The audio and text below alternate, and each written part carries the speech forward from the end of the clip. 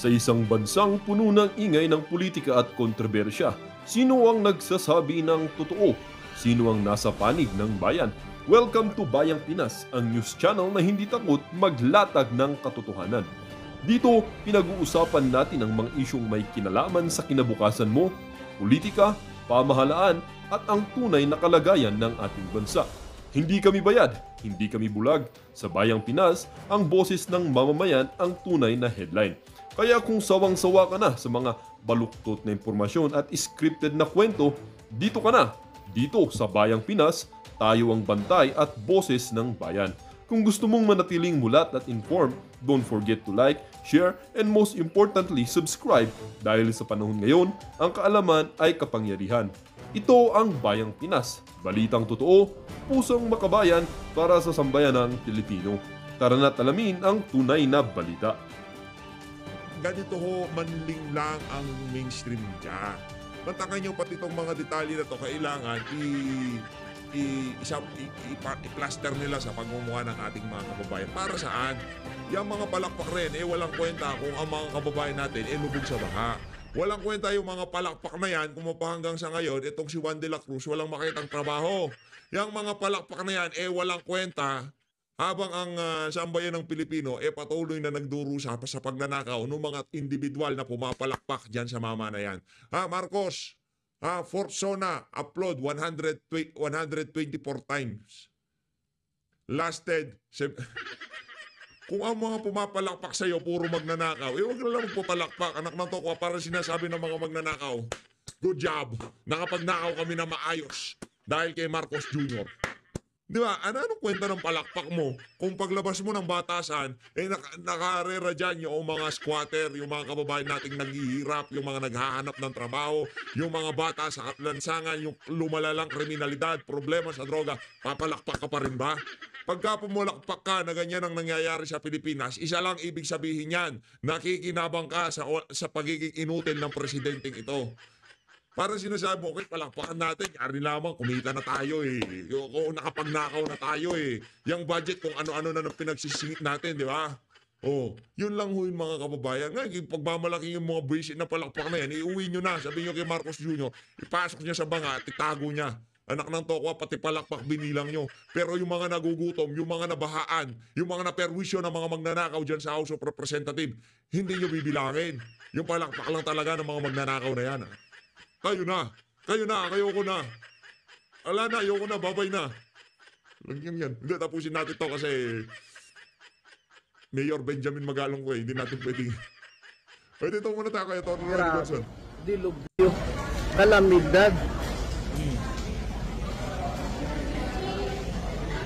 Grabing baha. Ha? Ilang araw na baha. Isipin mo, may gobyerno ba tayo? Asa rin mga rescue boat, nakita ba kayong mga yan sa mga Marikina River? Mga lifeboats? Wala akong nakita.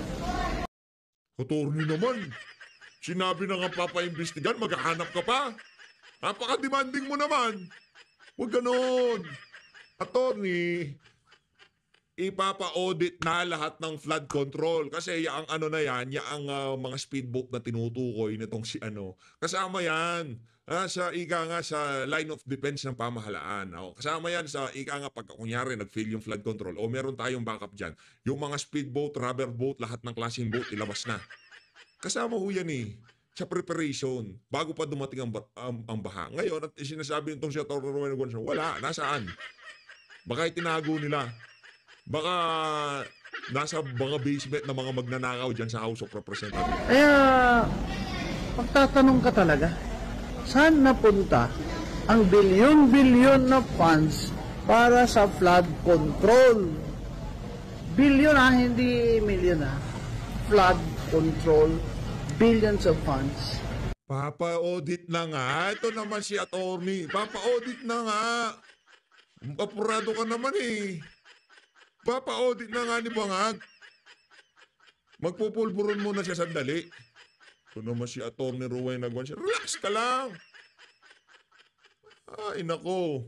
Tayo, ang mga siguro mga sa 2027, doon matatapos ang audit na yan. Okay?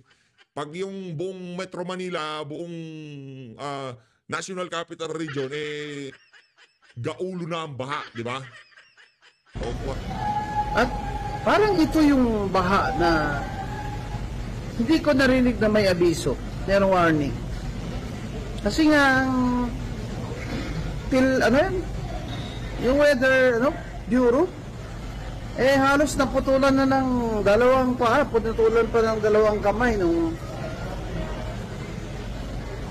na-stop ni Duterte administration ang Project NOAA, diba? Kaya yan ang problema talaga. Kung iba yung priority.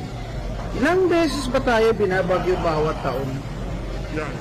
Siguro mahigit kumulang 12? Alam yan eh. Alam yan ng gobyerno natin. Ngayon, magkano sa ekonomiya ang cost ng bagyo na yan? At ang cost sa lives, di ba?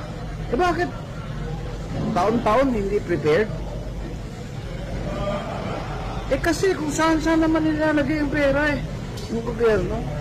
Ang dami kasi mga corrupt open reclamation. Lahat bibigay ng permit sa reclamation. Reclamation na reclamation. Talagay nyo yung mga corrupt, walang kita dyan. Sa pahintulot lang, permiso, license na mag-reclamation sila. May datong sila dyan. O ikaka-reclamation nila. Yun naman siya to. Papa-audit na nga. Kasi yung ano na yan, yung flood, yung ano na yan, reclamation, kasama din yan sa flood control. Oh, di ba?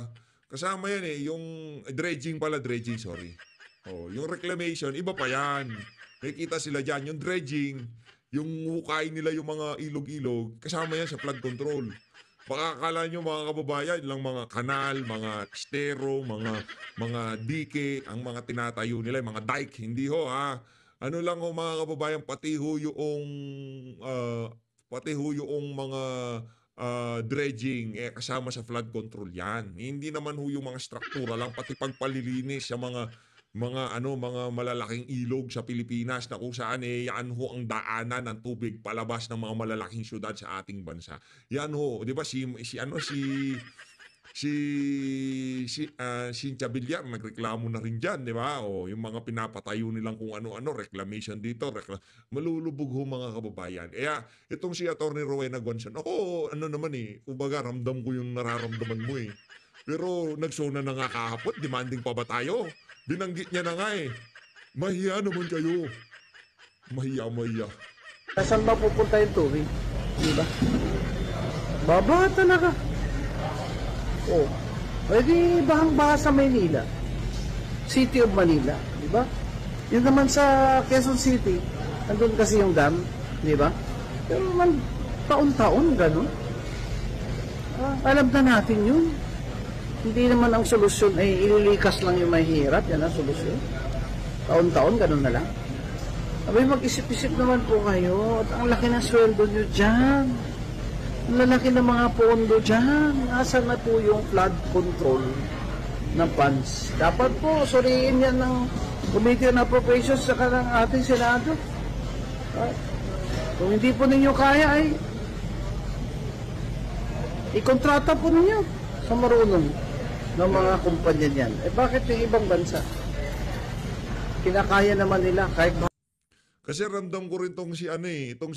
Rowena Guanzon yung mga rinirepresentan niyang sektor, yun ang pinaka nahihirapan dito sa sitwasyon na to. Kasi kung tayong mga normal na nakakapaglakad, yung tipong kaya natin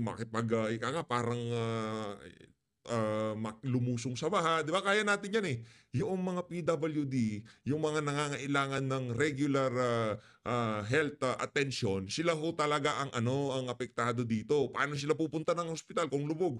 O hinahanap ni Atty. Rowena Guanzon yung speedboat dahil yung isang paralisado dadalhin sa ospital, walang speedboat, walang rubber boat. Ramdam kita, attorney. Pero please lang, nagsona na siya kahapon, pinalakpakan na siya ng mga magnanakaw. Ano pa ba gusto mo? Please lang. kain sila. namimitigit nila, kumbaga. Yo. At may solusyon sila. Dito sa Pilipinas, dami kasi kawatan. At kurakot ang gobyerno, talagang walang solusyon sa problema natin.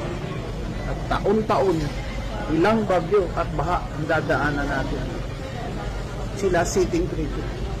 Mga kababayan, Sitting pretty, yung iba katabi yung mga kabit nila, nandun sa mga magagarbo nilang bahay, yung tipong hindi tumutulo, hindi bumabaha, yung mga bumoto sa kanila. O yan, ayusin mo natin ang pagboto, di ba? Sabi ko na sa inyo, pag na ho kayong magpabudol, kung sino man ang endorso ni Marcos Jr., huwag niyong iboto. Binoto niyo si Soto, ano nangyari? Di ba? Walang ginawa kung hindi dilaan at himurin ng puwit nitong si Marcos Jr. Si Lacson, anong ginagawa ngayon? Ayun, press release ng kung ano-ano pinagsasabi. O yung ano daw, yung budget, babantayan. Anak ng tokwa, pang ilang beses mo na ba sa Senado yan? Ngayon pa lang naisip yan? O yung open by cam. Anong open by cam? Drilon, mga mahuhusay na abogado. Hindi ho itong ika nga. Abogado di Campanilla, kung tawagin. Drilon, Marcoleta, kahit sino magsabing eksperto, walang kwenta yung open by cam na yan. Naikutan na nga nila alam na nila paano lusutan. Di na sila gagawa ng kabalbalan diyan sa by cam. Doon pa lang sa antawag dito, sa level pa lang diyan sa Malacanang, doon na nila tatrabahuhin yung mga gusto nilang isingit-singit. Hindi na sa committee level, hindi na ho sa committee level. Sa ano pa lang, Malacanang level pa lang, areglado na kung ano yung mga nanakawin nila. Wala na ho tayong magagawa. Mga kawatan ang nasa pamahalaan. Wala na ho, ito sigurado ko. Dito sa administrasyon na to, hopeless na ho tayo. Tanggap na ho natin, ika nga, yan yung mga, kumbaga sa ano, tanggap na ho natin na talo tayo. Talo na tayo, talo na sambayan ng Pilipino. Sa susunod na 3 taon, wag na ho kayong umasa na magkakaroon ng pagbabago dito sa bansa na to. Ayun na nga, hindi na ho natin mapapasadahan dito sa video na to. Itong si Ralph, pasadahan natin kasi 1 minute lang naman to, dire-diretso tapos reakan natin ng mabilisan. Game. My advice, malaki ang binabayad na dividendo ng Meralco. Ang SSS, ang GSIS, bumibili ng shares of stocks sa Meralco. Nagbibigay ng dividendo yan. Yung puhunan mo, lumalaki pa.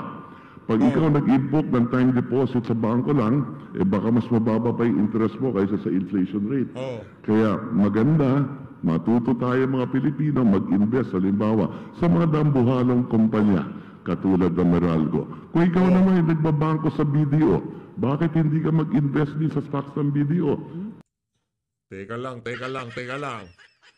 Isa pa sa mga kinonsulta nyo, diyan sa diyan sa pagpapataw ng buhay sa mga sa mga time deposit ng ating mga kababayan, yaang mga malalaking kumpanya na yan. Yan na nga ba sinasabi natin, nagkakabistuhan na Kung ano nga ba, sino nga ba ang ini-aim nitong batas na to sa pagpapataw ng buwis sa mga time deposit ng ating mga kababayan. Bili kayo ng stocks bili kayo ng stocks ni ganyan. 'Di ba? Ang mismo nag-endorse ng bumili tayo ng stock nitong mga kumpanya na to, walang iba kung hindi ang ating finance secretary. Paano kung ang kakayahan lang ng ating mga kababayan na yan yung pag-iimpok dyan sa mga time deposit na yan? Hindi na lang, wala kaming oras para pag-aralan yung na yan. Bahala ka dyan, basta ako oldies ako, time deposit, period. Pinagkaitan nyo pa, nakita yung ating kababayan na yun na talagang yun ang pinanghahawakan yan. Ayokong mag-risk kung saan-saan, time deposit lang ako. Anong gusto yung mangyari? Pinupuwersa nyo ang ating mga kababayan na mag-invest dito sa mga dambuhalang kumpanya na to? Bakit? Isa ba sa mga nag-motivate sa pamahalaan na pataasan niya ang buwis sa mga time deposit na yan, itong mga dambuhalang kumpanya na to? Pwede kang bumili ng stock ng 5,000 piso, halimbawa, na kung saan nagbabayad ng dividendo ang BDO, ang puhunan mo, lumalaki din pag ikaw ay nag-invest. At kung hindi ka naman interesado masyado sa pag-i-invest ng diretso sa stock market, pwede kang pumunta sa SSS, pwede kang pumunta sa Pag-ibig, o kung hindi sa bank manager mo. Sa SSS at Pag-ibig, tax-free yan. Pwede kang pumunta sa bank manager mo, magtanong ka kung meron kang bank manager, para magbigay sa iyo ng mga suggestion kung saan ka pwede mag-invest katulad ng mga mutual fund o UITF. O, ayan na mga kababayan, galing na ho mismo sa bunganga nitong si Ralph Recto. Marahil ngayong mga panahon na to, alam nyo na ang motibasyon kung bakit pinagpapatawan ng bush na yan. Ang ating mga time deposit, wala pala akong time deposit, kayo lang ang meron. Tatayong time deposit. Wala eh. O ito, sa tingin ko yung tawag dito, itong si Atty. Rowena Guanzo, kaya ano yun, maraming time deposit yan. Ito na ho, kay Manong Ted na ho tayo. Pag-uusapan natin dito yung yung mga ito. Dito ho tayo mga kababayan. Ito mainit ho, ito mga yan eh. Ngayong mga panahon na to, ito yung ika nga sila yung pinaka apple of the eye ng sambayan ng Pilipino. Ito mga individual na to nasa inyong nasa inyong harapan. Game. Yung pano, yung rewind, yung pano niya. Yung pinanood ko ulit sa YouTube. Opo, sige po. Yan. Doon po tayo sa portion ng mahiya naman kayo. Kasi Yan. po ito inyong advocacy nga, di ba? Yung pong Itong si Atty. Itong si Manong Ted, wala nang intro. Mahiya naman kayo. Rekta tayo. Kasi sino mahiya? Yang si Suarez, yang si Romualdez, yang si Gonzales, si Saldico. Sino ba sa kanila dyan? Silang lahat dyan sa House of Representatives. Pero lang si Kong Pulong, hindi magnanakaw yan. Wala akong kilalang Duterte magnanakaw. opo, yung maayos na paggasta sa pera ng bayan, in this case nga po, particularly itong mga flood control projects. Ano po muna ang reaction do, Mayor? Well, una kong reaction ho, yung very glaring ho yung palakpakan, sigawan, howling Yan. ng mga mambabatas. At nalungkot po ako dahil parang height of mockery and callousness because at the end ho, Parehas kami nang naramdaman nitong si... Di ba kahapon pa lang sinabi ko, parang minamak nila yung sambayan ng Pilipino eh. Yung tipong sinabihan na kayo ng... Mahiya naman kayo, nagpalakpakan pa kayo. Dapat kayo humagulgol. Di ba? Nagsiiyakan. Nag-walk out. Pero nagpalakpakan pa rin. sila naman ho yung involved dyan eh. Sila naman ho yung mga pasimuno dyan sa mga kalokohan na yan. Pero tignan nyo ho, parang inosente pa sila. Callousness. Callousness. Manhid. Yan. Oh. Grabe. Ibang klase ho. Callousness. Napakamamanhid talaga ng mga walang yang to. Naniniwala ho ba kayo doon sa sinasabi po ng Presidente, with all due respect, sa lahat, na meron siyang binabanggit dito, na strong words po ito eh. Kung inyo pong pinanood nga po ulit, di ho ba? Meron pong sinasabi niya na mangyayari na reporting ng DPWH at audit na mangyayari at isa sa publiko ang lahat ng mga sangkot dito kasama na ang mga kontratista. Tama ho kayo, Yan po yung words na na-emphasize, Yan po yung mga key takeaways po doon. At talagang unang-una, initially ho talaga natuwa ho ako doon Sir Ted. At nabanggit na ho na sa susunod na araw, magkakaroon ng investigasyon at talagang, kumbaga, parang kulang na lang sabihin niya na heads will turn. Pero nag-concentrate lang sa DPWH, nag-focus lang sa kontratista. Pero sino scored really the people behind it, diba? Ito namang mga kongrista ho Kasi tinan nyo na lang sino ho ba ang namimili ng kanilang mga district engineer? Sino ho ba namimili ng regional director? At bakit ang konglista, mga lawmakers ang namimili, hindi yung secretary ng DPWH. Ibig sabihin, may conspiracy, may complicity. At saan ho nagkakaroon ng conspiracy? Diyan po yan, sa mga kickbacks na yan. Sa mga hatian, sa mga porsyento, sa pagpili ng mga contractor, favored contractor, na karamihan din, politiko din ang mga contractor. Kinuha na nila lahat. Kaya talagang siguro pinakamaganda, Sir Ted, for the meantime, from my personal perspective, I'll take it hook, line, and sinker. Papanoorin ko na lang po in the next few days kung talagang may papasatupad ho ng ating Pangulo yung kanyang mga binanggit. Na kumbaga itong si Mayor Benjamin Magalong, yung napuno na sa mga kapapambubudol nitong si Marcos Jr. Marami naman sa mga kababayan natin dyan sa PHFT.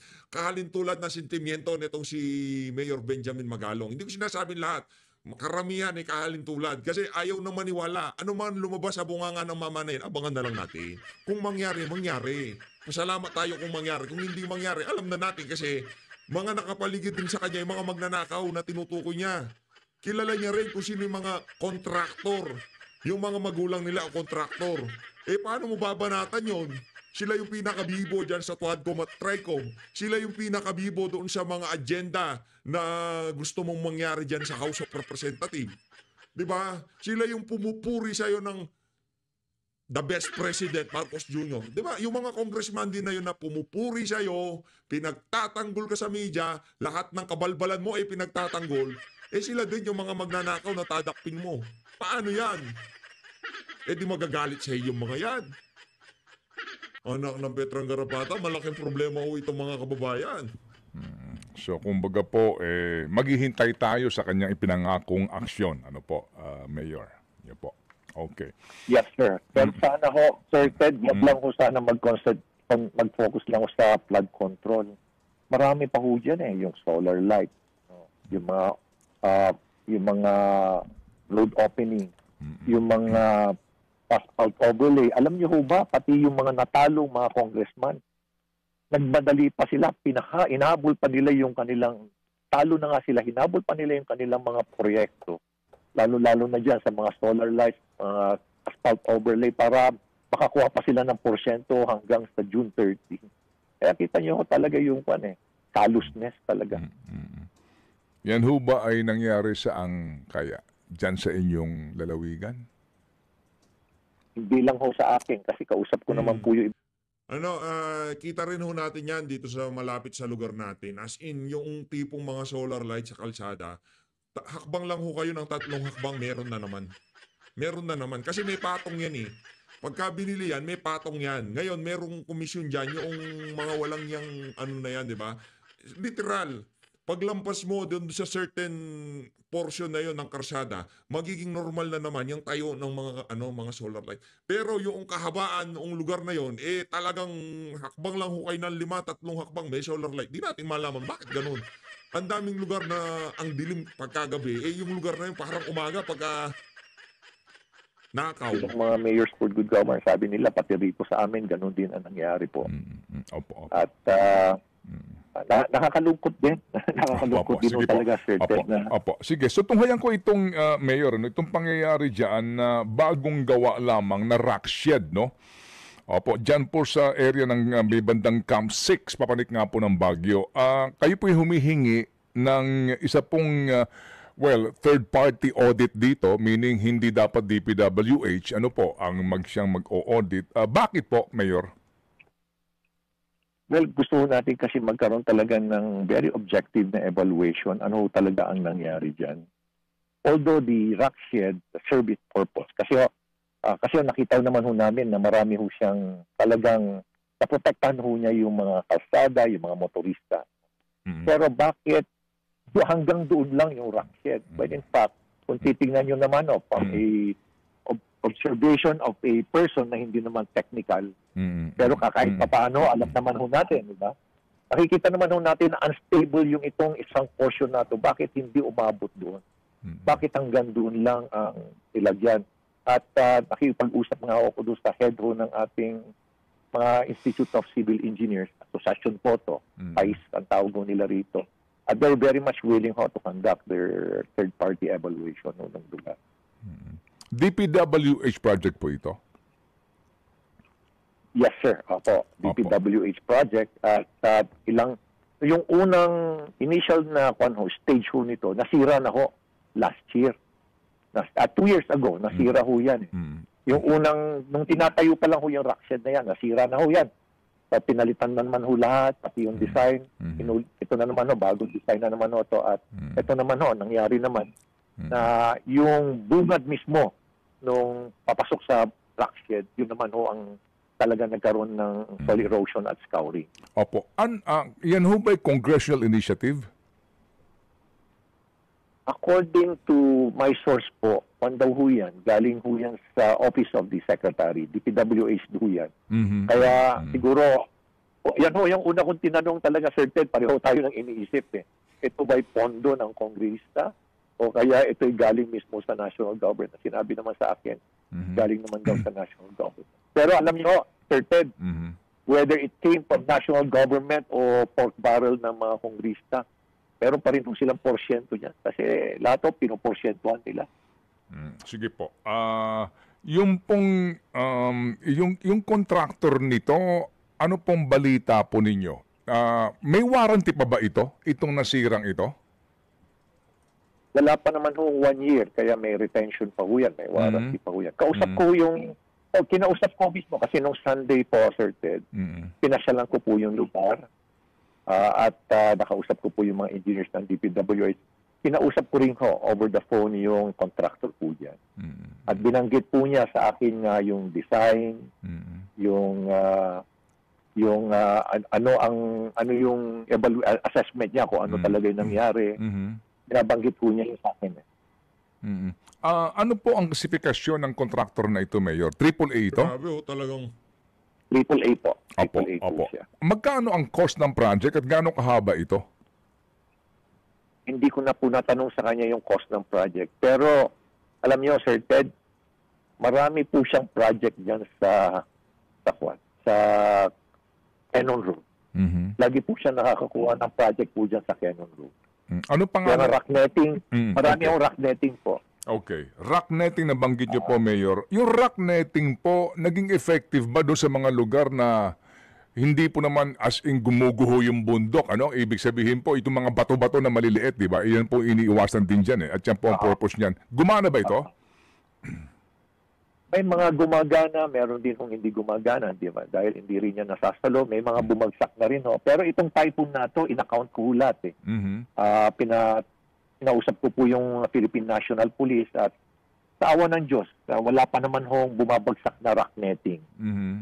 Sa awa ng Diyos. As of today, caused by Crising, Dante, Emong, wala pa. Zero pa. Meron po akong report ngayon, kararating lang ako kahapon. Opo. Sige po. Kasi nga ito rin inaabangan natin, itong 25,000 per square meter na rock netting, di po ba?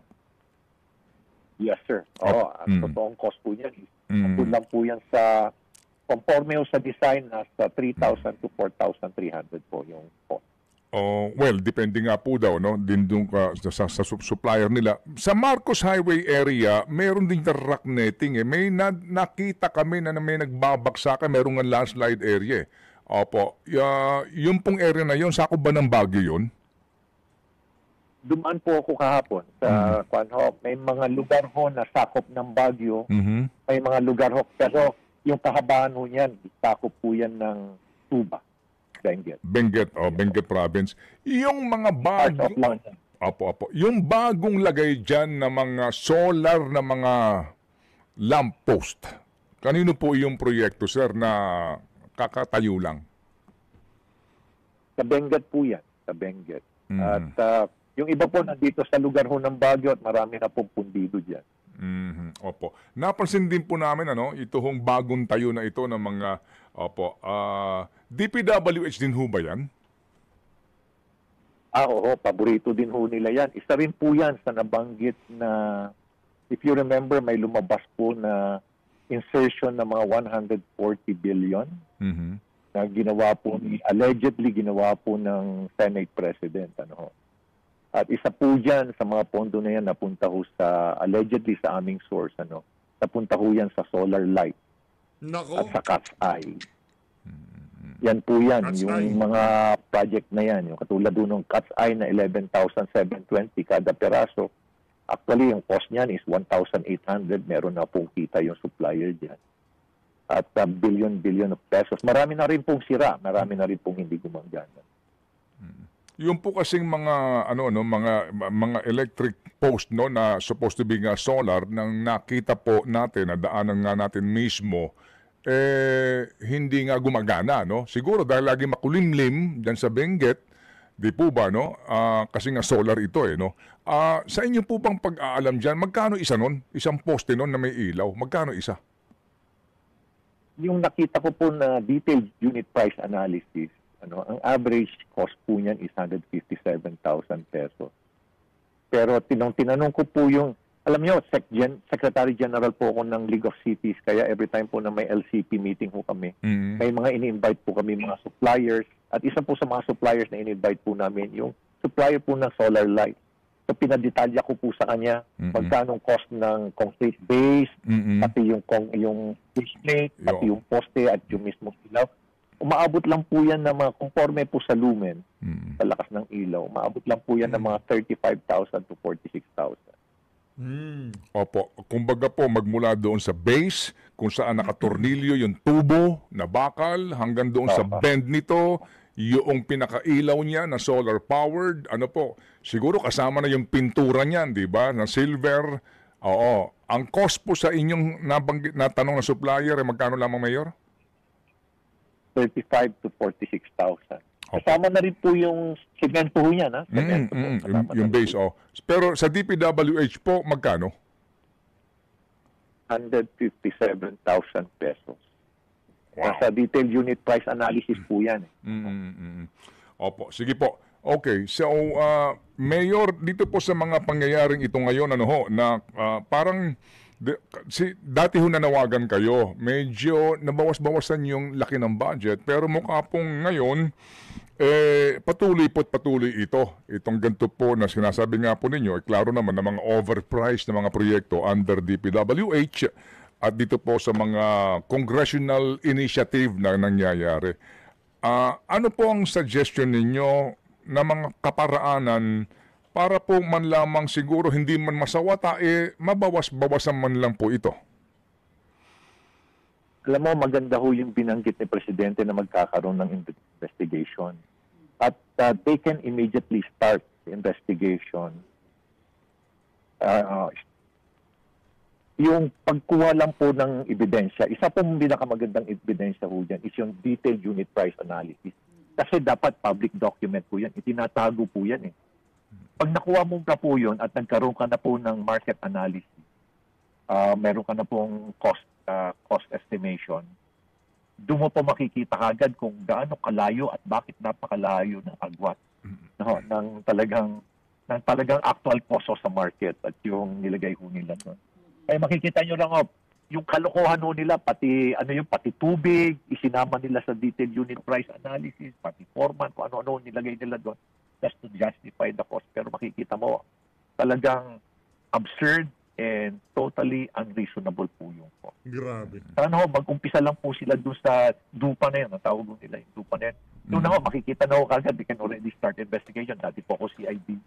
On the basis of Ayun na nga mga kababayan, dito na natatapusin ang ating reaction video kaugnay dyan sa naging interview na yan. Itong si Baguio City Mayor Benjamin Magalong dito kay Manong Ted Filon. As always, maraming salamat sa pag-support sa PH Update. Huwag ko kayong basta-basta maniwala kung ano man sabihin ng administrasyon na to, investigasyon o kung ano pa man yan, mahirap na ho mga kababayan. Di ba? Mahirap ho. Hindi ho basta-basta ika nga. Pagka kasi